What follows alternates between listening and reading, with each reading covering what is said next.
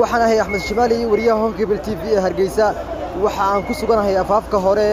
ee halka uu ka socdo dabka ugu xoogan gaar ahaan dhismaha loo yaqaan City Centerka wana goobaha uu ka bilowdo dabku sida la sheegay laakiin hadda dabku wuxuu ku sii fiday guud ahaanba suuqa Waaheen waxa jira khasaare badan oo hantiyeed waxa sidoo kale jira sida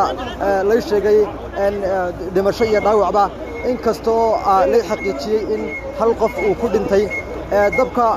hadda wuxuu soo fidayaa dhanka galbeedka waxa lagu guuleystay qayb kamid ah in dabka la damiyo gaar ahaanna dhismayaasha iyo waliba sidoo kale dhismayaasha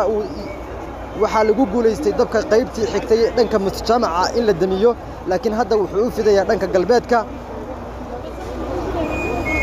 ciidamada kala duwan ee dawladda dabdamiska traafiga booliiska iyo militariga dhammaantood way ku sugan yihiin halkan waxaan ila tacaalayaan dabka bulshada qaar ayaa iyaguna ka qayb qaadanaya inkasta oo uu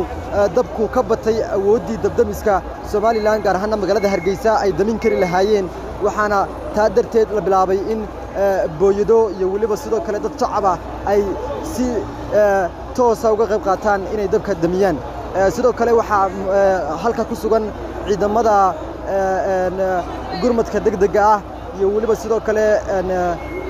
baabuurta gurmadka degdega ah oo iyagu qaadaya dadka dhaawacyadu ay ka soo gaaraan halkan ilaa haddeer khasaaraha rasmiga ah lama xaqiijin karo sidoo kale lama sheegi karo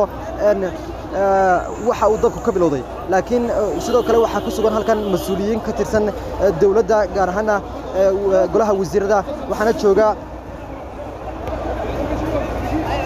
wasiirka arrimaha gudaha wasiir Maxamed Kaahin wixii ka soo kordha